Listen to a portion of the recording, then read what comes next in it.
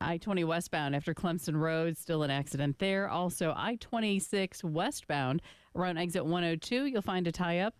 I-77 northbound, both at exit 5 and 6. So at Bluff Road and Shop Road on I-77 northbound, do be careful and expect some slowdowns.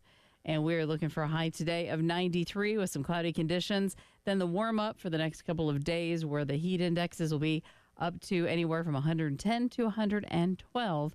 And then we get the rain returning on Saturday.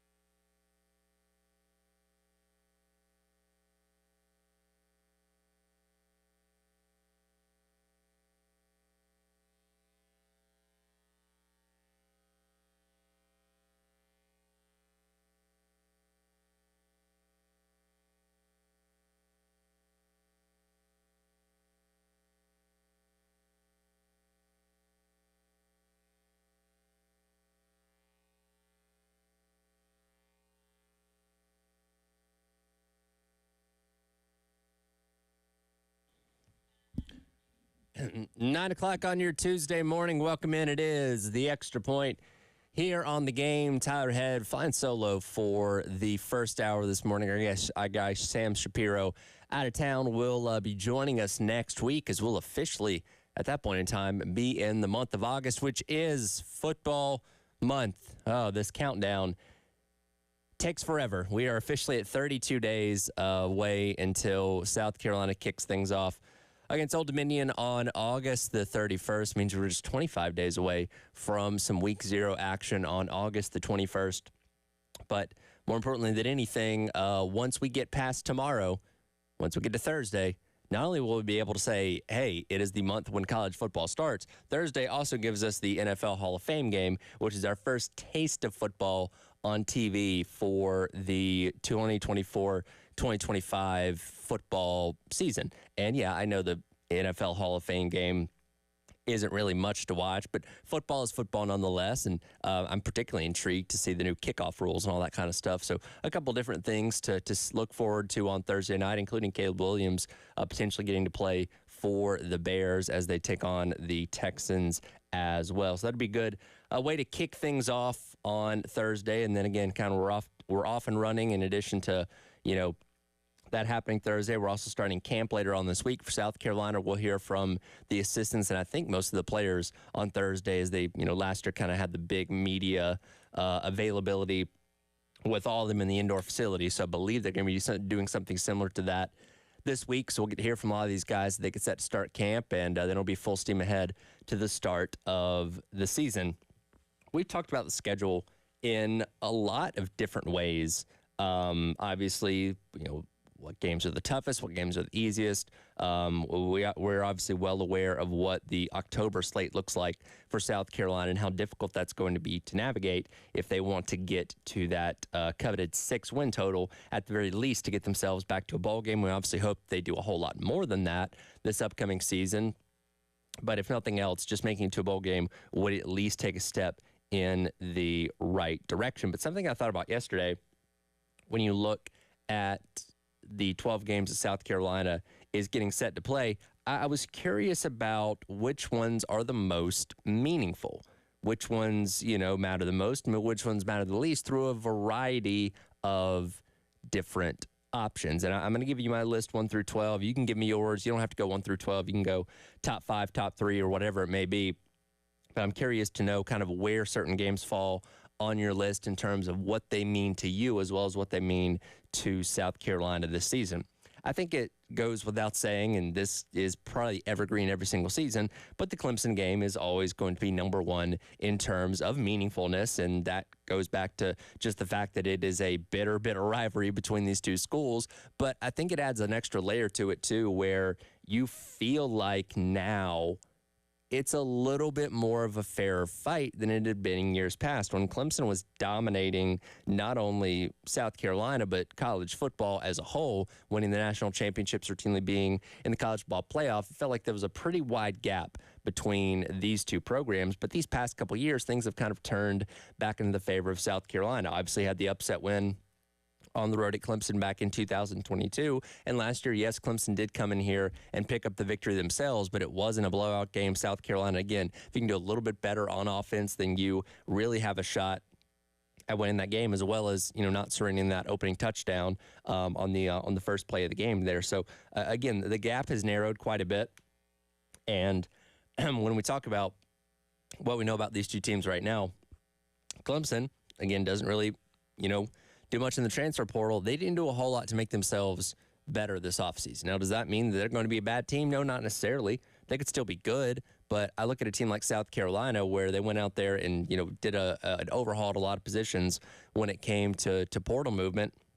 And I think there's a higher upside potential for a team like South Carolina based on what they were able to change this offseason, as opposed to a team like Clemson that did kind of stick to the status quo. And again, not saying Clemson can't be a good team, but I do think there's a good chance both these teams could be on maybe equal type of footing once we get towards the end of this season, much like they were, you know, at the end of last year. So that game, again, is always going to top the list for most people in the South Carolina fan base when it comes to what game is the most meaningful. After that, I went Ole Miss at number 2. I think for the fact that you're welcoming in one of the better teams in the SEC, it starts off that really, really tough October slate, as we talked about, but then you add in the Juice Wells factor to it. And we already kind of figure it's going to be a hot environment just for the brand of what that team is coming in alone. But you add in the fact that a former player of yours who, again, made it seem like he was coming back to play for you, you know, jumped ship and went elsewhere because of, you know, seemingly NIL, you know, related opportunities. That rubs some people the wrong way. And it doesn't help that Lane Kiffin's kind of been poking the bear a little bit in terms of, you know, the video that he put out on social media last week. Juice Wells had the comment about, you know, wanting to be a part of a winning program, however many months ago that was. So there's a lot of vitriol when it comes to what's going to be taking place at that first October game here at Williams-Brice Stadium. So I would say that game probably clocks in at number 2 for me. And again, if you have a different opinion on that, that's totally fine. You can let me know. Firehouse Subs text line 803-404-6100. Third game, and this one is kind of in that quasi-rivalry, but also what it means for this season, is Kentucky at number 3. And again, Kentucky's a program that Carolina has been very parallel with in a lot of ways these past handful of years, to where I think both programs' fan bases go into that game every single year saying, hey, we should beat them, or, you know, we should routinely be a better team than that program is, even though both teams kind of on, again, similar footing in a lot of ways. But when you look at this game this year, it being in week number 3, and the swing potential that game has one way or the other, again, we talk about trying to get back to, if nothing else, just 6 wins and getting back to the postseason. That Kentucky game, as we've talked about, is going to go a long way in that. That if you lose that game, you're saying, oh man, where are we going to be able to find potentially the other 5 wins that we need? And if you win that game, you're saying, okay, feeling pretty good about this, 4 more wins to go, if nothing else, to at least get back to a bowl game. Missouri comes in for me at number 4. This is kind of the Eli Drinkwitz factor. Similar to a rivalry type of feel like you have with Kentucky, but Drinkwitz has just kept getting one over on South Carolina time and time again, from his time at Appalachian State to now that his time at Missouri. South Carolina's not been able to get over this guy. You know what I mean? And last year, Missouri had the out-of-nowhere special season that nobody was expecting, and they very much could be a 1, maybe a 2-loss team when they roll into South Carolina in late November. So I think that game's going to have a lot of importance, not only for Missouri, but hopefully for South Carolina as well, for potential to maybe knock off what could be like a top 10 team at that point in time. Number 5, rounding out the top 5 for me, comes in LSU, week number 3 game. And that one is, you know, it seems more daunting than it is, I feel like, because LSU is such a brand in the SEC in college football, obviously multiple national championships, the whole 9 yards. But it's a game that I don't think South Carolina should necessarily be afraid of. I do think it's an opponent that isn't out of the realm of beating when they do come in here to South Carolina. But I think that brand alone kind of puts it in that realm of, making it seem really special. And the fact that you're playing the game at home is certainly going to be a big deal. Likewise, when it comes to brands, I go to number 6 with Alabama. That game going on the road to Tuscaloosa in the middle of October. Just getting to play Alabama in general. And again, you have the history of upsetting them here, back in 2010. It's a team that South Carolina does not see a lot. And anytime you play what's been the dynasty of college football for the past 15 years, it's always going to be a big deal. Now, yes, it's not Nick Saban on the sidelines. It's Kalen DeBoer. But if South Carolina went into Bryant-Denny Stadium and were able to knock off Alabama, regardless of who's coaching it, it would be a program-defining type of win, and one that, Shane Beamer could certainly hang his hat on. So that's kind of encapsulates the top half of those games for me in terms of their meaningfulness.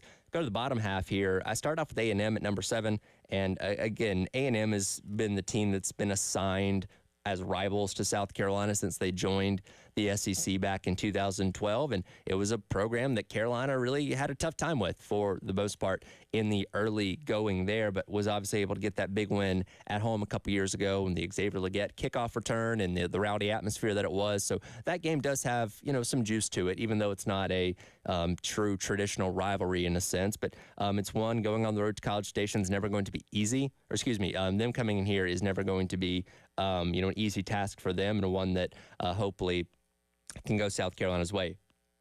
8th game, in terms of meaningfulness, I go with Oklahoma.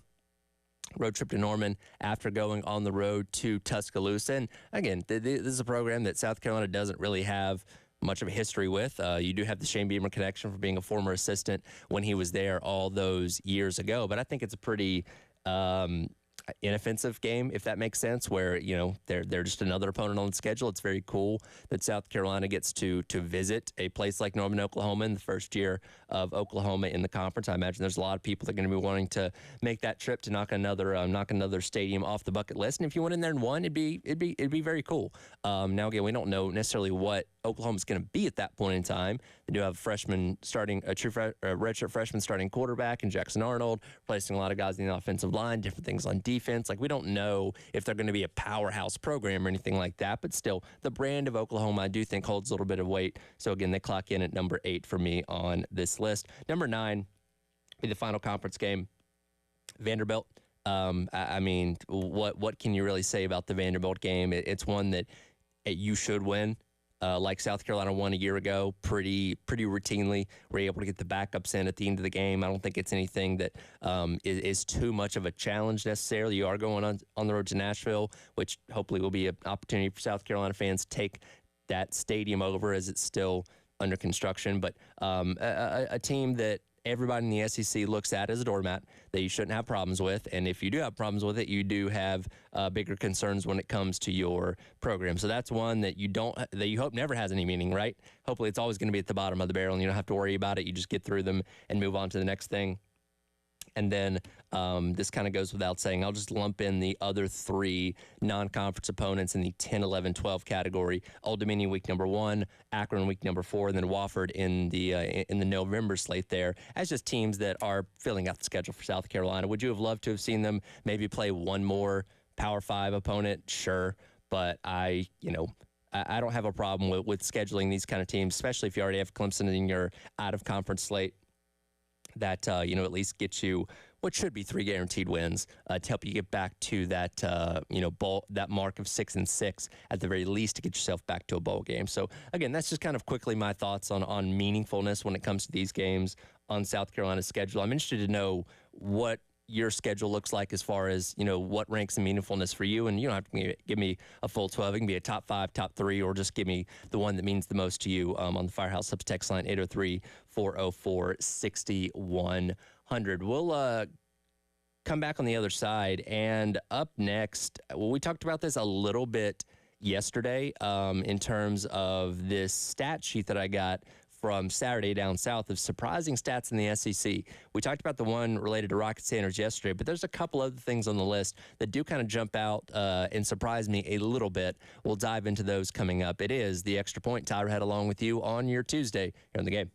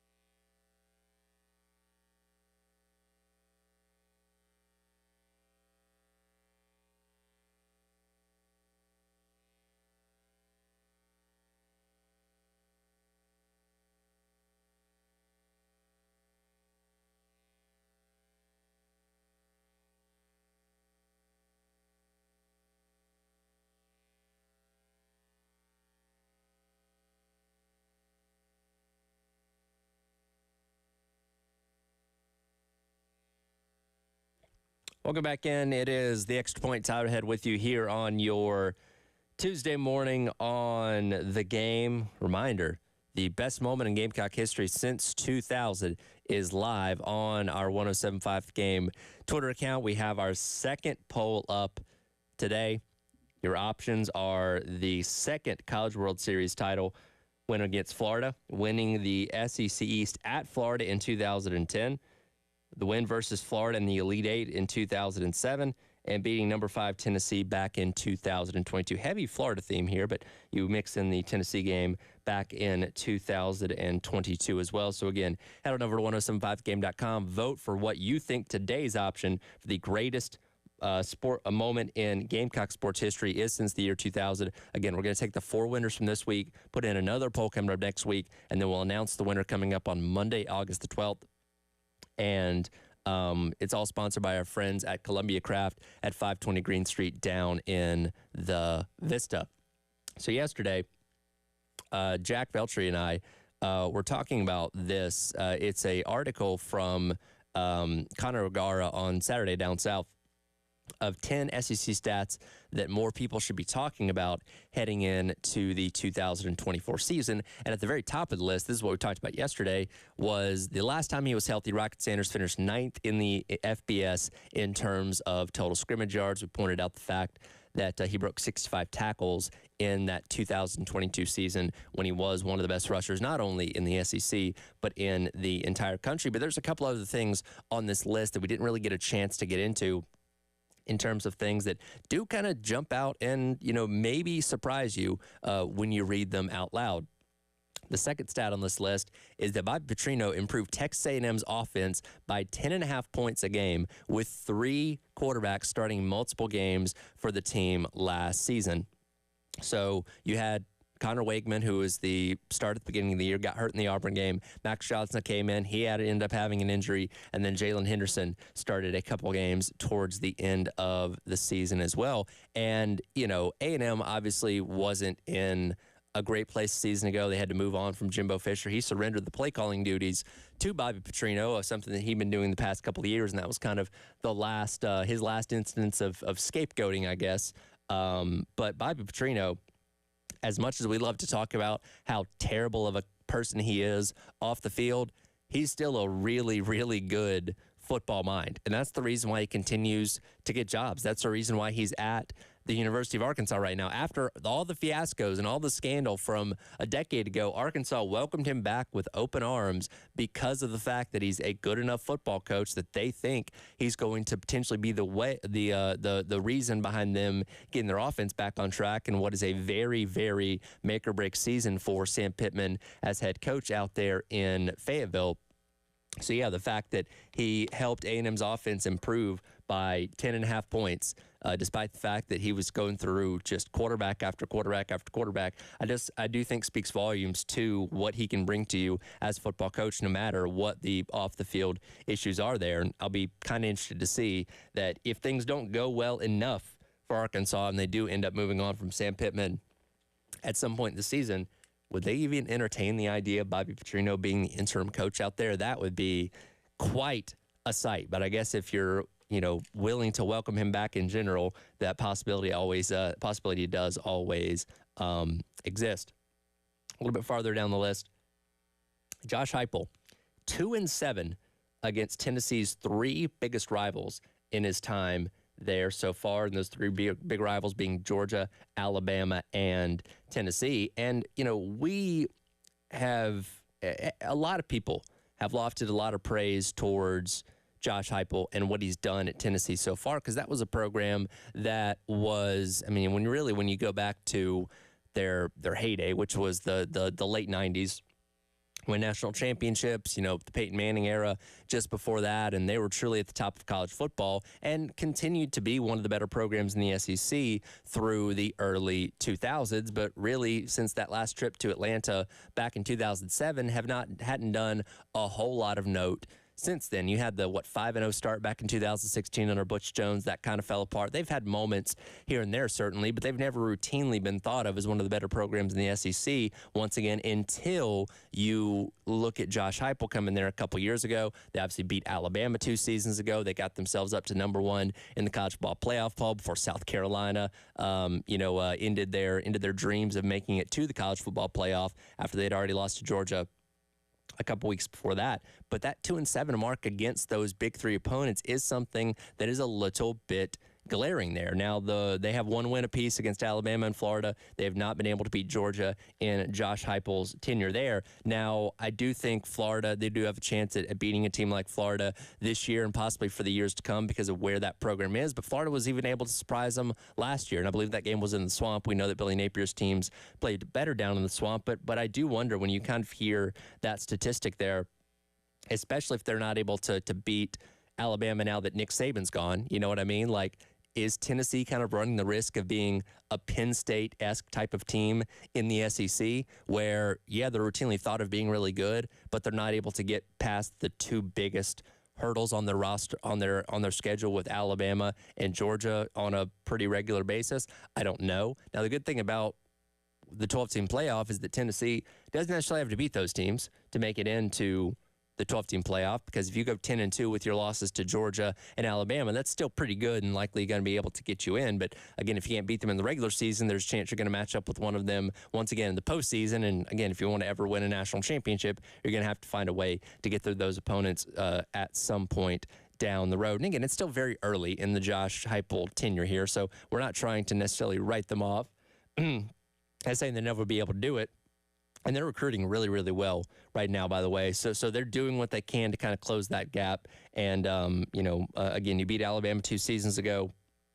It was a very competitive game last year. It's just the Georgia game that has not been quite as competitive for Josh Heupel, and we'll see if they can do anything to alleviate that and make that a little bit more of a closer battle here in these next couple of years. I believe, this year they'll be back on the road in Athens, but they'll get Alabama at home, as it usually is on the even numbered years there in the 3rd Saturday in October. And the last statistic here from Connor O'Gara of Saturday Down South.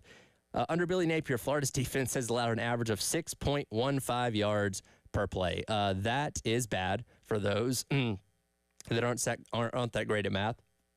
In the past 2 seasons, according to O'Gara, that would have been good for 110th in the FBS in 2023 and 116th in the FBS in 2022. And it's not like they haven't had good defensive talent. It's just something about what they have going on there just does not translate to good defensive play overall. And obviously, Billy Napier is an offensive-minded head coach himself. It doesn't mean he's not involved in the defense. It's just not necessarily his forte. But he's not been up to this point, been putting the right pieces in place to lead to that team being successful enough on defense to be able to win a fair amount of games. Again, they went 6-6 in their first year, 5-7 last year, and things seem to be kind of trending in the wrong direction with a bear of a schedule lying ahead of them in the 2024 season. They fired most of their defensive assistants. They retained Austin Armstrong as their defensive coordinator, but this year definitely a make-or-break type of year across the board for Florida. And if that defense is not significantly better than it was a year ago, I don't think Billy Napier is going to be a head coach down there in Gainesville all that much longer. So again, you can read the full list. There's many more stats in here from Connor O'Gara of Saturday Down South, but those are just a couple that really stuck out to me as we look ahead to the 2024 college football season.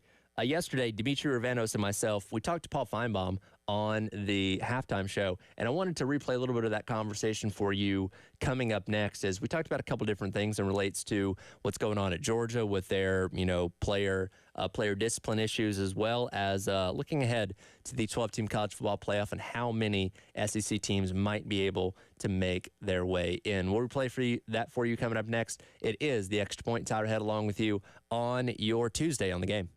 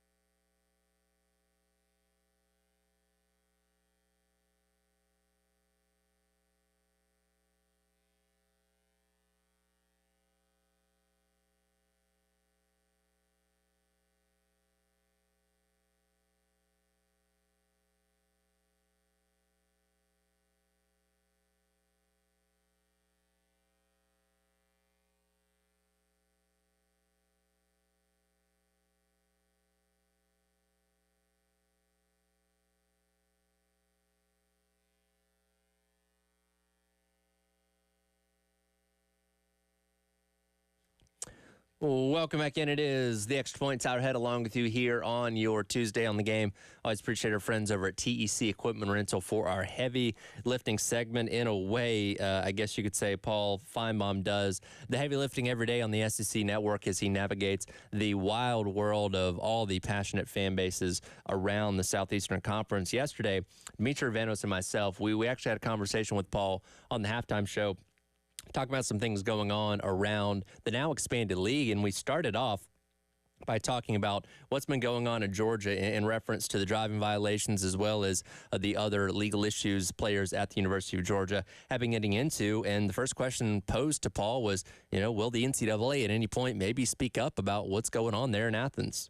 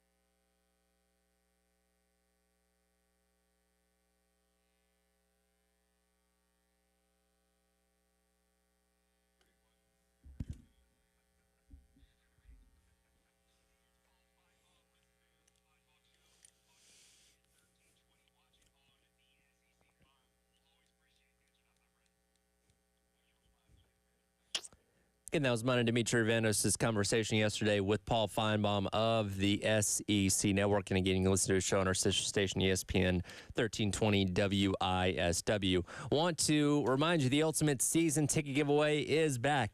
You can win season tickets to all South Carolina home football, baseball, men's and women's basketball games for the upcoming sports calendar year. It's all brought to you by our friends over at the Men's Clinic. Just go online to 1075thegame.com.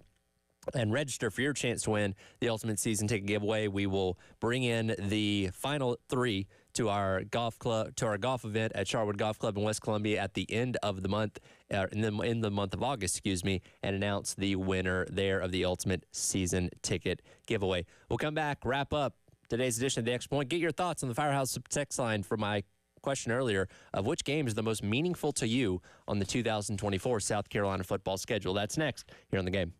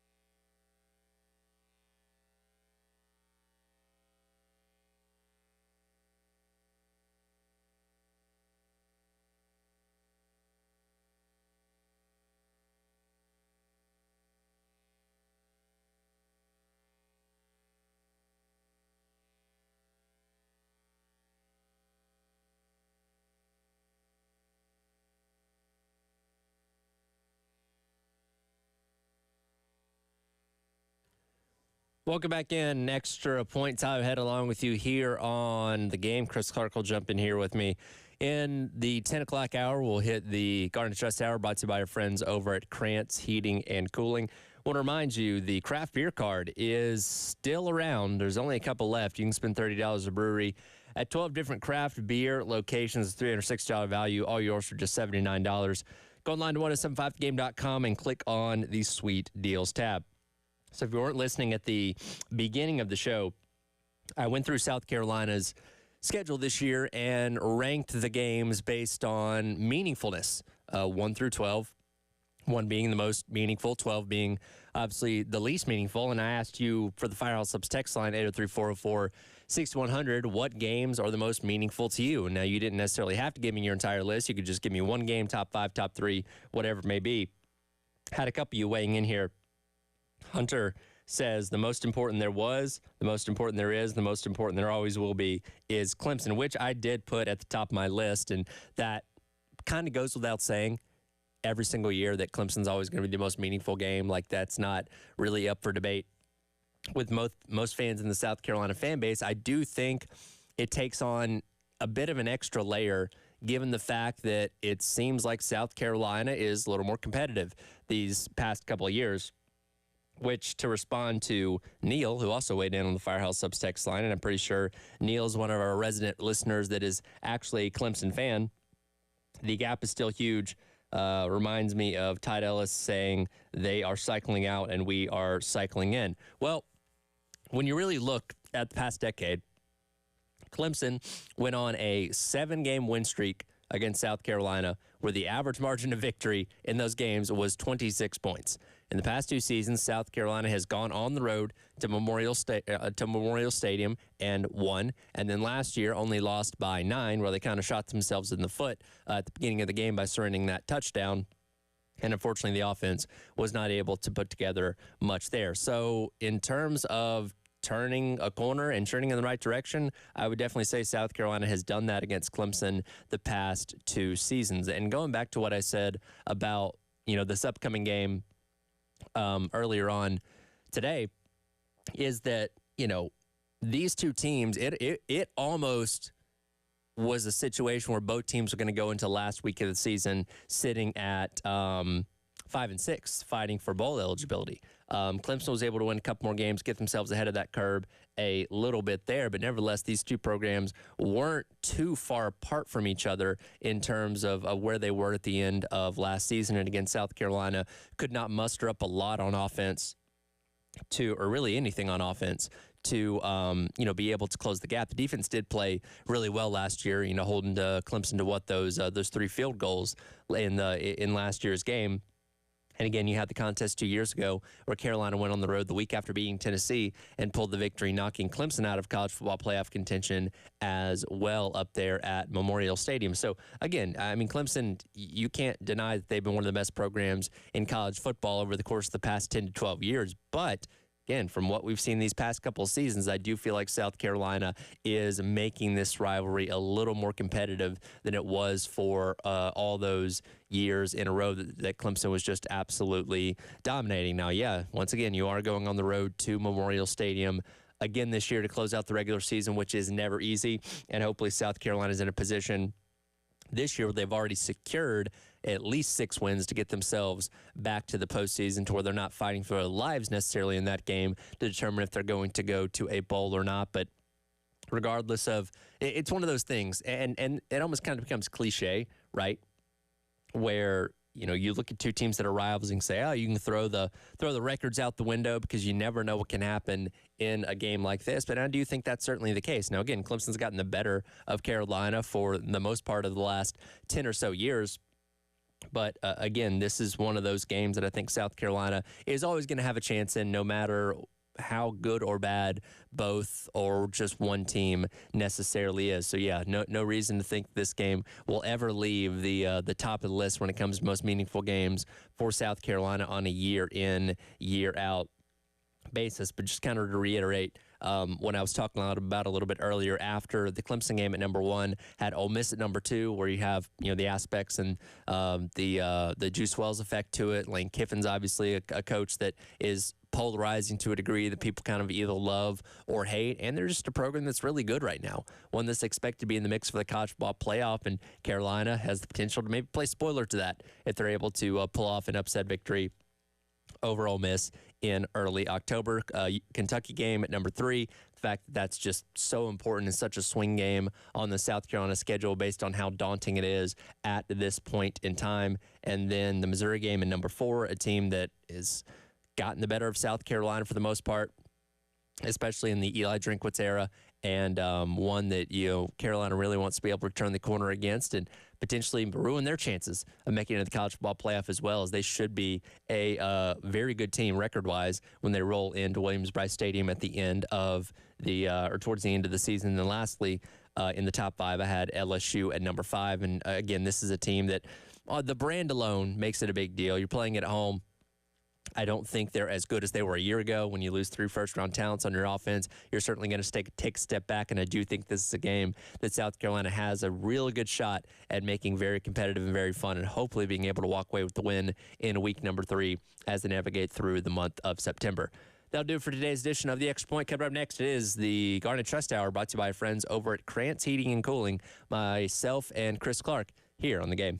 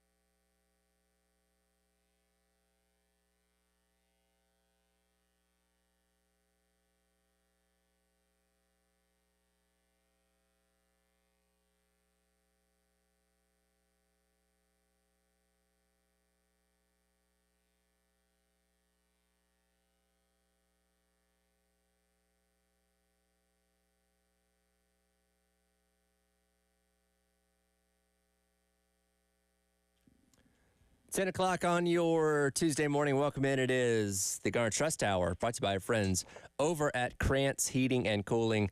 Tyler Head and Chris Clark along with you as we navigate these last couple of days of July. 32 days away from kicking things off.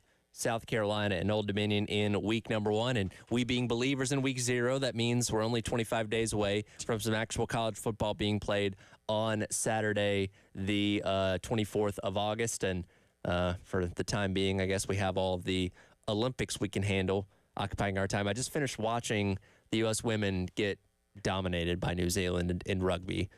But besides that. I thought you were about to say soccer, and I was like, no, surely not, because I think they beat New Zealand. They did. Played, 4-1. Okay, yeah. I was very confused. Rugby's a different story. We're not as good at rugby? We're not as good at rugby, which is weird considering how close it is to football. Wow. And we're now watching, Canada versus Australia, and Correct. That Australian girl just ran like 75 yards past everybody. Yes, and Australia has some blinding yellow uniforms. I've always liked Australia's uniforms. They are bright. Yeah. So can't sneak by anybody, that's for sure. She just ran past everybody. Yeah, absolutely. So that's occupying our time for these next couple weeks until we get things kicked in gear with football. You do have the Hall of Fame game coming up tomorrow night, or Thursday night. My days are all mixed up. But some football on TV very soon. Then, get NFL preseason games. And then we'll jump into the thick of things with college football and be locked in now through the middle of January, because the national championship isn't until like January the 20th this year. So extending out the season a little bit more. We've analyzed South Carolina 6 ways from Sunday throughout this entire summer, because we're waiting until we see what this team's going to be when they hit the field. I want to focus in a little bit on Dow Loggins here. We heard from him last week out at Birdies with Beamer, sat down with Terry and Jay, and was on the show for a little bit there. And he's so insightful, and gives great answers to everything, really takes you inside his mind of what he's thinking. And Dimitri and I had this conversation yesterday on the halftime show. Like, what is the pressure on him going into this year in your mind? Because last year's offense, and even in a roundabout way said it when talking on the show last week, that, hey, I didn't get to do everything I wanted to do because we were so limited. Offensive line, running back wasn't where he needed to do. Like, I don't think we've fully seen or really even scratched the surface of what he's capable of as an offensive coordinator at the college level. Well, that is the interesting thing, and that's actually one of the key questions I think that we have about this season. That's for Gamecock fans, part of it's scary, but part of it may be fun, intriguing, kind of an overused word in my vernacular. But there's so many interesting subplots and storylines about this team. Some years you might have a team where a lot of things are pretty similar. Most things. You might have a year where, most things are similar, but you're kind of plugging in a piece or two here and there.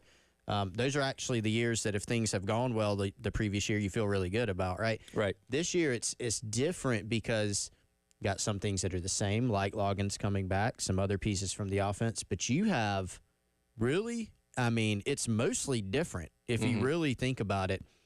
And I think that's from a personnel standpoint, but it's also from a scheme standpoint. Even though the offensive coordinator is the same person, you very much get the sense that this offense will be administered differently because of that personnel.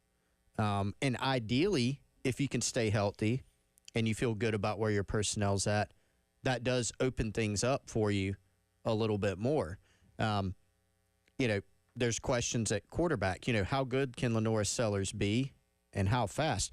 From a physical standpoint, you don't look at him and say, sometimes you look at a player and you go, he's a good player, but he's just kind of limited. Like, right.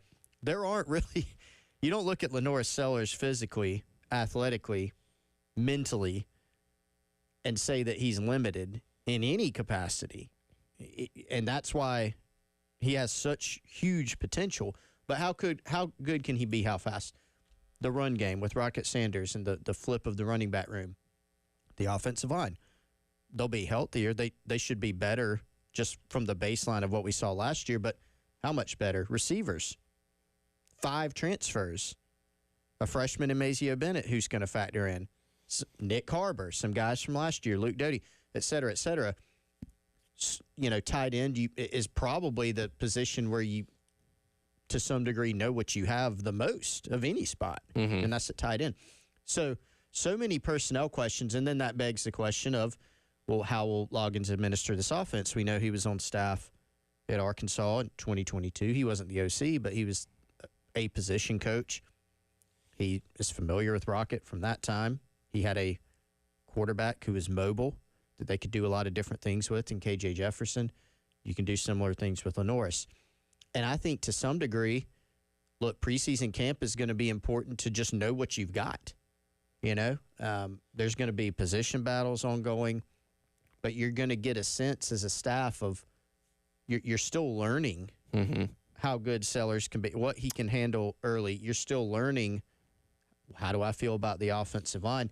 And then, of course, he's got to go out there. He and the rest of the offensive staff have to go out there, and their job's to put those pieces together to put them in a successful position. And while the scheme is going to be vastly different than what we had last year with Spencer Rattler, because, again, Lenore Sellers' legs are going to certainly play a big part in it, I think it does benefit Sellers in the fact that he's got so many veteran teammates around him. Now, yes, a lot of those guys haven't played at South Carolina up to this point, but look at the wide receiver, you look at Rocket Sanders, you look at a lot of the guys on the offensive line, Josh Simon, Brady Hunt at the tight end spot. Like, you have guys that have just played a lot of college football around Lenore Sellers to where, yeah, he's probably going to make some mistakes. There are going to be some growing pains that you naturally associate with somebody in their first year as a starter, no matter what level of football that you're playing at. But it's kind of one of those things. If he can get the ball to his playmakers and limit his mistakes, be, careful with the ball, not turn it over a ton of times, this offense should, and it's not a super high bar to clear, should be a whole lot better than it was a year ago. This offense last season did feature still some explosiveness because you had Spencer Rattler, because you did have Xavier Legette, who had a great, 1,100 yards, over 70 catches. And you saw some of the things he could do, even in the run game where it was not a good year in the run game. You still had some explosive plays from Mario Anderson here and there. I think the key for South Carolina, I don't even look at it as how many huge plays they can make. Obviously, the hallmark of any good offense, and all the coaches will talk about it, you do want to be explosive. If you lose the explosive plays battle, you typically lose the game. If you win the explosive plays battle, a lot of times you win the game. You can flip field position. You can score on a 75-yard run. We saw that some even last season in the midst of the struggles. But you want to be more consistent. Can you keep the chains moving by picking up a third down? How many times last year did South Carolina get in 3rd and 2, and you're going, I literally don't know what you call here. Right. Because you don't feel like you can run it. You've got to be able to do that. On paper, do you feel better about that this year with Rocket Sanders, Oscar Attaway, Jawarn Howell, et cetera, with Lenora Sellers, who was, I know it was at the high school level, right? But with his size, his skill set, I think it will translate. He was automatic, running in those situations. He won't be automatic in college, but I do think it carries over. So can you be better in those situations? Can you not have as many 3-and-outs?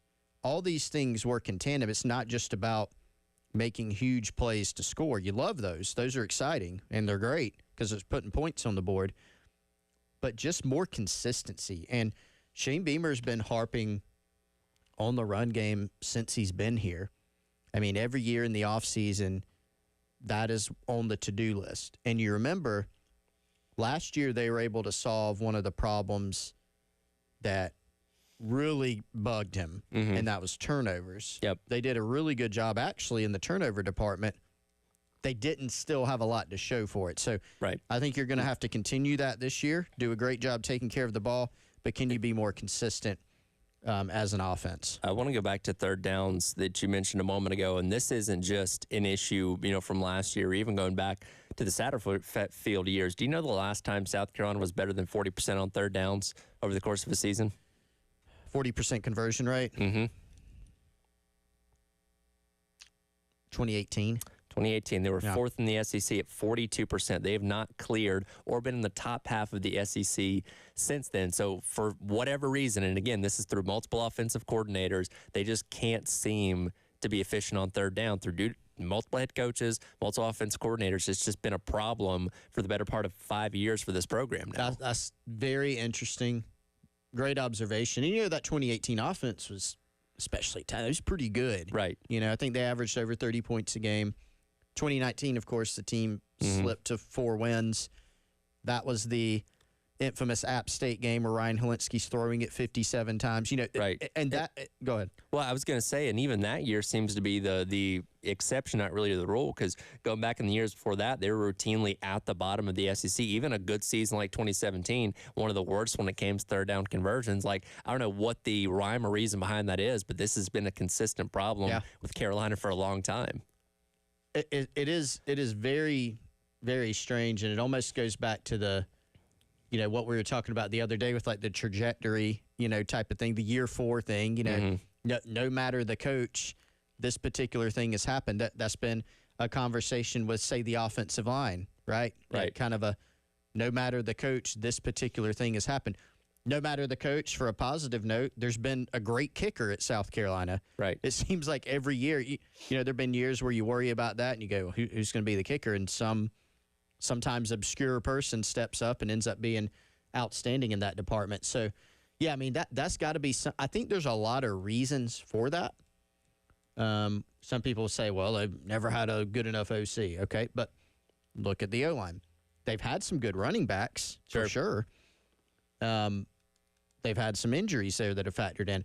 The lack at times of a quarterback with Sellers' size and mobility to go be able to get a 3rd and 1, a 3rd and 2, a 4th and 1, 4th and 2. Maybe that plays into it.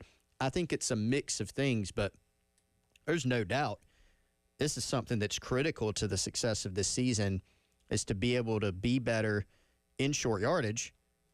And in order to do that, we know you got to run the football better. Yeah. Well, I mean, it all translates to what you do on first and second now, because if you're, like we saw last year, trying to run on first down, you get a yard at best. Now you're in 2nd and 9, incomplete throw, suddenly you're in 3rd and 9. Like, you got to be able to pick up yards those first couple of plays where you're not putting yourself in 3rd and 6s or anything like that, and having more short yard situations when 3rd downs do come up. So we'll see what happens there. A big part of that is going to be the running game. Coming up, I want to go back to a conversation that we had with Sean Elliott on air last week at Birdies with Beamer as well, as he talks about utilizing running back talent in his role as the run game coordinator. That's coming up next. It is the Garnet Trust Hour, brought to you by our friends over at Krantz Heating and Cooling. Tyler Head and Chris Clark with you on your Tuesday on The Game.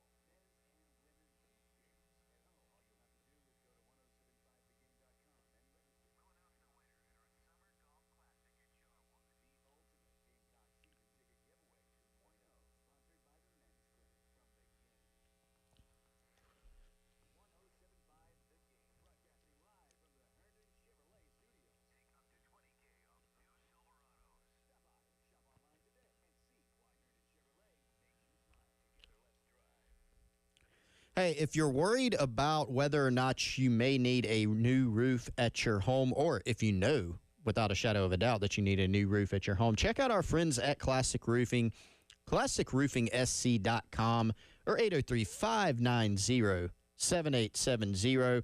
It's hard to choose shingles for your home if you can't really see how it fits together with the rest of your house. You can take that guesswork out with the GAF virtual design tool from classicroofingsc.com. You can just upload a picture of your home or use a sample they provide. Check out your desired shingle color and style, and boom, instantly preview it on your home right here on the website. Our friends Joe Reeder and Max Sawyer are here for all of your roofing needs, inspections, installations, replacements, repairs, residential and commercial. They can do it all for you. Again, that's classicroofingsc.com. Get yourself a free estimate by going there or calling them 803-590-7870.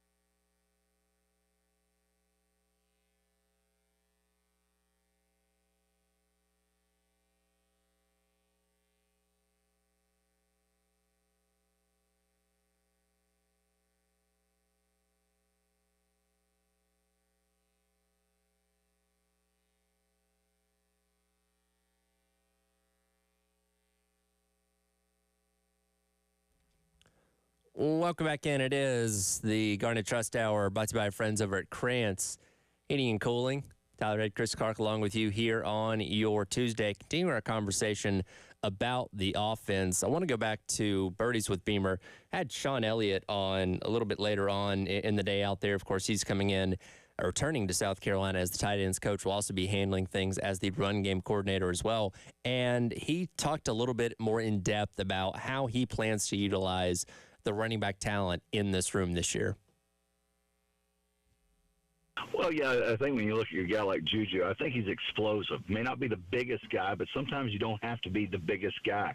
You got to put those guys in space and give them the ability to use that elusiveness, the speed, and I think Juju's got that. And then you take a guy like Rocket Sanders, and we've all seen Rocket do this in the SEC, a much bigger, more physical type runner that probably can handle the beatings you're going to take in the SEC every single week just because of the frame that he has. So he can be more of that inside runner that can really push the envelope and pushing the pile, moving north and south. I think those two guys are great complements to one another. And we have several other good backs. And it's going to be really interesting to see just how they develop, because from my standpoint, I wasn't able to see Rocket Sanders in spring practice. You know, I got to see him over there on the sideline, but he didn't take a rep. And then Juju as well got injured on I believe the first day of spring spring practice. So it's really they're all going to be new to me. It's going to be really a good 25 or so days to get to really evaluate just what they can do and what situations we need to put them in to be successful.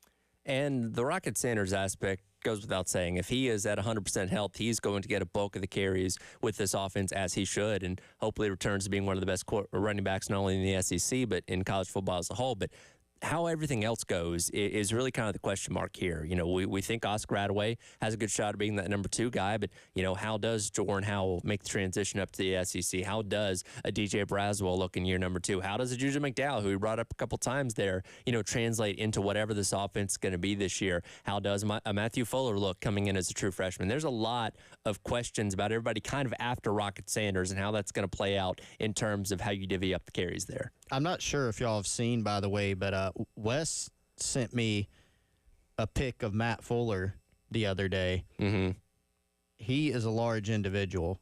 There's always that one photo every single year of the one guy that's just like physically looking like a freak that everybody raves about. Well, during Dylan the Stewart offseason. was the Dylan Stewart.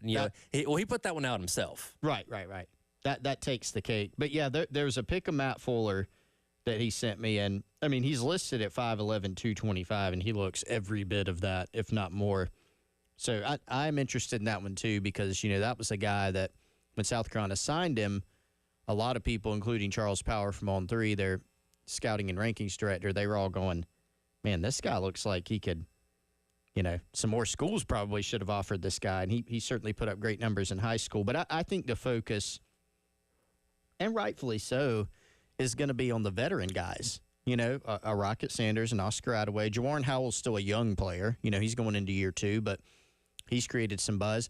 And Juju McDowell's kind of the forgotten man here in all this. And it is interesting that Elliott brought him up. You know Elliott's a run game guy. Yep. We think he's going to have some type of hand in the run game this year beyond just a title. He's going to bring some ideas from some stuff he's done in the past. And I think some of the concepts that he brings are going to be along the lines of what we probably could have expected South Carolina to do a little bit more of this year as well. And, you know, one of those, as I was sitting here watching some Rocket Sanders highlights from his big 2022 season, Gamecock fans have been wanting the return of the actual zone read for so long. Right.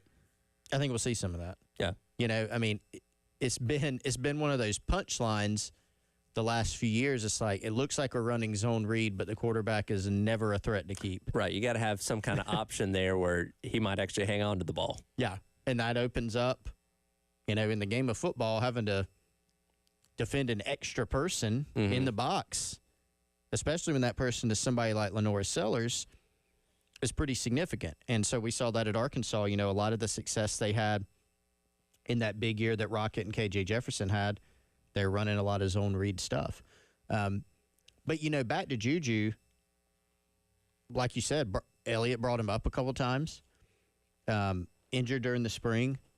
But there have been some times during his time at South Carolina where you looked at Juju and went, man, like this kid, he's got talent. You know, he's pretty good. He brings a different element to you. You know, I remember his first year, think back to that ECU game that Beamer often talks about, gave the ball to Juju down the stretch on kind of a outside zone play, and he was able to make some things happen. And he's tough to see, you know, back there, to be quite honest. You can't really find him, and then here he is, and he's 5 yards down the field. The key for him is can you put him in good situations? Can you give him some blocking? And if you can, you know, I don't think we need to discount that he could have a role in this offense. There's a lot of different guys when you start thinking about receiver and running back, how all these pieces fit together offensively. Yeah, and again, for a guy like Juju who has the ability to catch the ball out of the backfield, maybe somebody that you can line up in the slot as well, especially with how clean of a slate this offense is, especially when you talk about like receiver and stuff. I'm interested to see, because I feel like, and I've said this before, I feel like Dow Loggins was almost kind of getting into a little bit of a rhythm with using him last year when he got hurt. I mean, that game against Vanderbilt, that was on the opening drive, and he'd carried the ball the play before he got hurt, and then I think he touched again on the play that he got hurt on as well. So it kind of felt like he was starting to utilize him in a couple different ways before he lost him with that collarbone injury. So I'm interested to see how he kind of factors in addition to this, again, running back room being completely revamped and what he might be able to, to do there. So it's certainly a night and day difference from where we were a year ago, talking about this running back room where, you had a guy in Mario Anderson make a transition from D2 to the SEC, a guy in Dakereon Joyner that had never played that position at this level before. And really, that was kind of it. I mean, we were kind of hoping that DJ Braswell would do something as a true freshman, but you weren't, necessarily counting on that. And then, of course, the litany of issues that you had with the offensive line certainly did not help things out there. But in terms of rebuilding the room, I mean, you'd have to give South Carolina an A+ on what they were able to bring in, not just Rocket Sanders, but these other guys as well. Yeah, I mean, last season there were so many more. Again, it is on paper this year still, right? But you're not projecting like this guy's never done this before. Can he do it? I think maybe he can. You're not doing that. You have seen what these guys have done. Is there still some projection to it? I mean, yeah, but not as much. Right. You don't have to go, well, geez, Rocket Sanders rushed for 1,400 yards for an SEC team against an SEC schedule. Is it possible that he could do, not 14, let's not set the bar as high as 1,400 yards, but could he have a really good season? Well, yeah. I mean, that's not crazy to think that. Oscar Attaway and Jawarn Howell, the projection is, can they kind of step up a level and do it? That's where the projection comes in, but it is a different picture than, hey, turning Dakereon Joyner from quarterback, wide receiver to running back for the first time since Pop Warner. Right. Or can Mario Anderson successfully transition from Division II to the SEC? And really, he did, right? But it was a question. And then behind those two, your depth just wasn't nearly good enough. This year, I mean, we just talked about more guys, more bodies than we were able to talk about last year. Now, you don't want just bodies. You need production.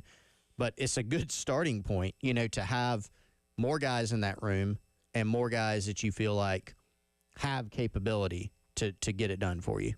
Is the Garnet Trust Hour brought to you by our friends over at Krantz Heating and Cooling. We'll come back, dive into this list ESPN put out, top 25 college football players since the year 2000. Did any Gamecocks make the list? We'll let you know coming up next. I want to thank everyone watching us on The Game TV, sponsored by our friends at Shepherd's Glass and powered by Integrated Media. You can watch us all day long. Go to 1075thegame.com, go to The Game TV on YouTube and tune in, subscribe, and watch us all day long here on The Game. Again, Garnet Trust Hour brought to you by our friends over at Kansas Heating and Cooling rolls on next here on The Game.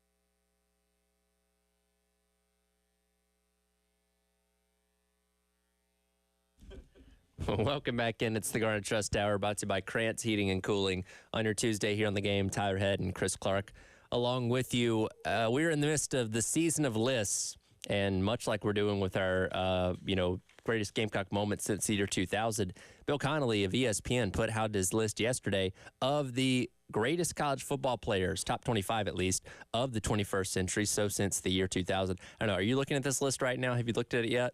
Nope. Before you get there. Good. I'm glad I haven't looked at it yet. I wanted you should take a wild guess at who number one is. The best college football player since the year 2000. Year 2000. Well, I had two people that immediately came to mind, Okay. and I'll try to say one. All right. Are they going to say Tim Tebow? He's on the list, but he's not number one. Okay, the other one I thought of was Cam Newton. He's also on the list, but not number one. Ooh. Okay. How about Ndamukong Suh? Whew. Would not have thought that. He would definitely should be on the top 25. I don't know if I necessarily would have gone with number one. He was pretty extremely dominant. Yeah. I mean, he single-handedly almost won the Big 12 championship for Nebraska in 2009. You know, if that godforsaken 1 second hadn't been added to the clock for Mac Brown's Texas team, but that's a different story that I think people are still bitter about out there in Nebraska. But I mean, you can't deny he was a wrecking ball of a defensive lineman. Yeah, it's hard to be as dominant as he was in college, and even in the league. Yeah, for a while when he wasn't stomping on people. When he got a little out of hand later on. Yeah, I mean he was so good, and look, I just kind of proved this psychological experiment. When you go with lists like that, you tend to pick offensive players, I think, because they scored, et cetera. And a lot of people, you tend to pick quarterbacks. I mean, it's kind of like when you're picking the Heisman. You know what I mean? Right. You don't see defensive players getting the Heisman. No, he was a left and right. finalist. He was a finalist, yes. Which shows, Yeah, I mean, if you're a defensive player and you're a finalist for the Heisman, you've done something special. Extremely good. I mean, to be noticed as a defensive tackle, where you're not necessarily racking up stats, you're not scoring, it's not always flashy. I mean, that really says something. So he is at the top of the list here. The first quarterback, also controversial, Baker Mayfield at number 2. Junior the third. Yeah. What do you think of that? I do not agree. Now, Baker Mayfield was very fun to watch in college, Heisman Trophy, All-American, plenty of accolades there, but I feel like if you're going to be at the top of this list, you have to have at least gone to the national championship game. You know what I mean? Like, you made the college football playoff a couple times, sure, but was never able to break through in the national championship. But to put him above Cam Newton and Tim Tebow and Joe Burrow, like these guys that completed these amazing seasons in their college career, I have a tough time with that one. Well, and, to Bill's credit, I mean, kudos to him for putting out a list like this, because you are going to be wrong. No, nobody's ever going to say, the collective amount of people, like, yeah, I totally agree with everything that you say. 1 through 25 is completely how I would have done it, And he says at the beginning of the piece, like, it feels like all 25 players should be in the top 10. Sure. And 50 players should be in the top 25, and he's right. Yeah, I mean, look, Baker Mayfield had a great resume. He did, as a 6-foot-tall quarterback, become the number 1 pick. Right. And, if you look through, the first paragraph on Baker Mayfield's key accomplishments, like all these guys, it's a huge list of accolades, He did win the Heisman and the Maxwell and the Davy O'Brien and blah, blah, blah. It goes on and on. But, man, I just can't. As good as he was, I just can't. Like, Cam Newton's my top. Yeah, that was quarterback. I think he's the greatest college football player of all time for that one season alone. Which is crazy, right? 1 year. 1 year, but he made such an impact in that year. And, you guys got to see it up close and personal, when South Carolina, played them twice. But the fact that he did that without a collection of, like, superstar talent. Like, Baker Mayfield had, Hollywood Brown and good receivers and good running backs. Like, he had a collection of talent that got to play at the next level with him as well. Cam Newton literally took a ragtag bunch of Auburn players that didn't do anything after that season. I mean, one offensive lineman played in the NFL for a little bit, but other than that, he literally was the entire offense of that team. And Nick Fairley on defense helped things out a little bit, there as well. But I mean, he literally carried that entire team on his back, unlike anything we've seen, really, I think, in the modern era of college football. Yeah, and as great as Tebow was, they came in that. You remember when Urban Meyer came in the SEC? There was that whole that offense won't work. Normally when you hear that, by the way, that means it will work. Sure. That's like the whole Paul Johnson can't run the triple option. That it had an expiration date. Sure. For sure. But ask all the teams that they beat when they went to the Orange Bowl whether or not it worked. It did. It certainly did. I think their recruiting and other things suffered. But to go back to Florida, they had the great offense that Urban Meyer brought in. There was some novelty to it. That spread, some option stuff. When one of your base plays is give the ball to Percy Harvin and let him run, and so Cam was just a revelation. I mean, did they have some good players like Darvin Adams and the late Philip Lutzenkirchen was a really good player. They had a young Mike Dyer, right? Mm-hmm. Cody Burns was a good, they had some good players, but they weren't loaded with superstars. And they were just, because of Cam, I mean, the way, again, their offense with Gus Malzahn certainly was a factor, but his skill set was just so unique. He could just do everything. 54 touchdowns. Yeah. That's unreal. Yeah. He just, I still remember after the SEC title game, texting with one of the staffers who was on staff at the time at South Carolina. Just, hey, kind of recap the game. Hey, whew, that was rough, Right. Hey, it was a good run though, and just, yeah, Cam's a cyborg.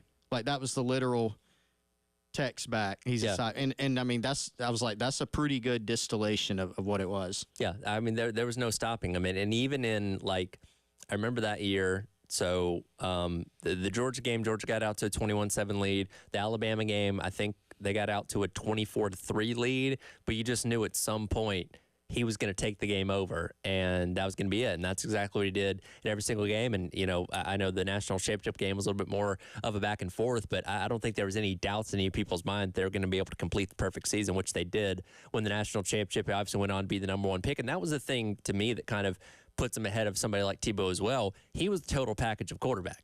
He had a monster arm, could run the ball. Like, he was what you were looking for at the next level, where Tim Tebow was perfectly fit for what Urban Meyer's offense was. But outside of the miracle play in the playoffs for the Broncos that one time, he never translated the next level because he wasn't a total all-around quarterback. The slant? Yes. To Demaryius Thomas, who did 99% of the work. Yes. It was a good slant pass, though. It was. And, it further cemented the legacy of Tebow, but I wouldn't put too much of that on his shoulders. Did we? Are you still trying to further tease whether or not there's any Gamecock players in here? I'll go ahead and bite the bullet here. There are none. Jadeveon Clowney did not make this list, which surprised me. Well, and guess what else? We have, kind of in bracketology style, we have a first 10 out. Yes, we do. He is also not on that list either. Not on that list. So really, what Bill is saying is that Clowney was not one of the best 35 players. Guys, got some other edge guys. So let's look. Who else here? Dwight Freeney. Mm-hmm. He was pretty solid. Yep. Julius Peppers is on the list. Will Anderson at Alabama, kind of one of their hybrid, sure type of guys. But he's a pass rush guy. He's on here. Any other pass rushers? David Pollock. Painful. Of course. They put a clip under David Pollock. A lot of these guys don't have pictures or anything. Under Pollock, they put a video where Pollock is describing the one-armed touchdown against South Carolina. Right. And then they do have Terrell Suggs on here. And I think that's all the defensive ends that they have. So for Clowney, if his last season was a little more I'd say average, Do you think he'd probably be on this list? Because when you look at his numbers from year 2 to year 3, it was a significant step back. I mean, only 3 sacks on the season, 11 and a half tackles for losses. It wasn't what people thought his final year was going to be. If he's, I don't know, 5, 6 sacks, maybe around 17, 18 tackles for losses, a little bit more average numbers type of thing, I think that might be enough to probably put him on this list. But I think a lot of people say he just took such a step back in year number 3. Still a great player, obviously. Yeah. But I think people are looking for more like consistency through the 3 years or however long you're in college. Yeah, I would say so. That's fair. I mean, year 1 as a true freshman, he has 12 tackles for loss and 8 sacks. And then year 2, his biggest year, 13 sacks and 23 and a half tackles for loss. So even if you kind of meet in the middle of those and put forth a better statistical year, I mean, certainly still made an impact, right? But you put forward a better statistical year, maybe he might sneak into there. And I mean, he was a number 1 pick. Yeah. You know, so even then, he probably could have snuck in here, at least into that top, basically 35 in the first 10 out. But sure. I mean, you could probably make an argument either way for him.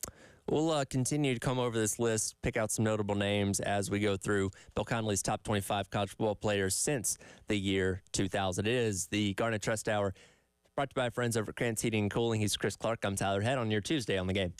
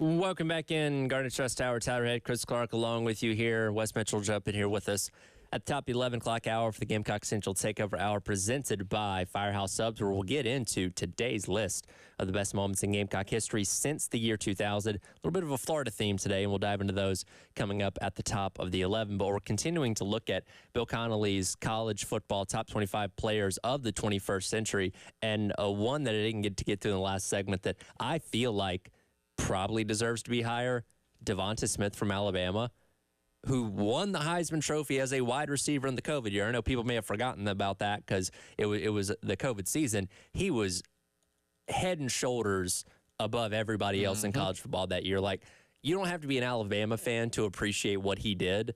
Watching him was just fun. You know what I mean? And there was no doubt he deserved that Heisman Trophy. And for that alone, he's got to be better than 19th, in my opinion. I think he's the original Slim Reaper. Oh, yeah, for sure. Well, KD was before him, but, he's the football Slim Reaper. Sure. I'll say that. Sure. No, absolutely. And I just think the fact that he won a Heisman Trophy as a non-quarterback or non-running back, that's got to be top 10 to me. I mean, Larry Fitzgerald's the best wide receiver on this list, which amazing career at Pittsburgh, but I mean, I think you can make the argument Devontae Smith. I know people don't like recency. You know what I mean? We like things that are older and say they're always better, but man, his time in Alabama was unreal. Now, there's a, to me, pretty obvious omission. Okay. This list. Is it one of the ones that's on the other factors as well? Who are you thinking about? Not, it's not on the. You mean the first 10 out? Yes. No, he's not mentioned in any of these. Who are you thinking? Where is John Football? Oh, that's a good one. No Johnny Manziel. That's very true. I mean, I figured he would at least, he is Heisman Trophy. Yeah. Davey O'Brien, Manning, the College Football Player of the Year from the AP, the SEC Offensive Player of the Year, consensus All-American, a two-time first-team All-SEC, and, I mean, a bunch of iconic plays. His team didn't win a championship, but No. I was going through, okay, well, did they pick guys whose teams won championships? No, not in some cases, yes. Sure.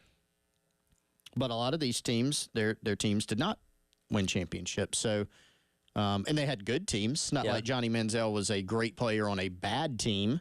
They were still good when he was there. So crazy. His sophomore year numbers, in a lot of ways, are actually better than his Heisman numbers too. He had 9 more touchdowns, threw for 400 more yards.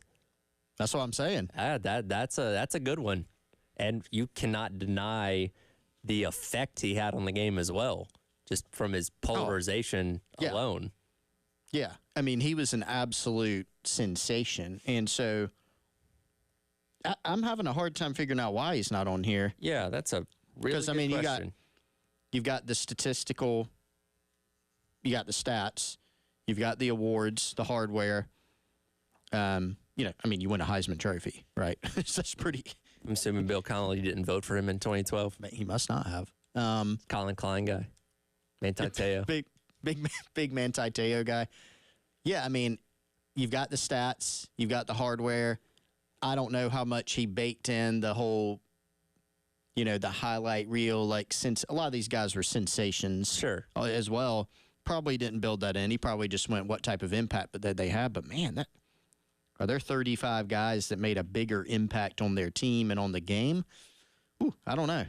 Yeah, I don't know either. And he certainly had the benefit of having a guy like Mike Evans at wide receiver, as well as some other good talent around him. So it wasn't just purely on him, but yeah, Johnny Football. I mean, again, you didn't have to be an A&M fan. When Johnny Football played, you watched just because he was dynamic and fun. They went into Alabama, pulled off that upset, nearly beat them the next year at College Station, that wild, high-scoring game that, yeah, he definitely deserves to be on this list somewhere.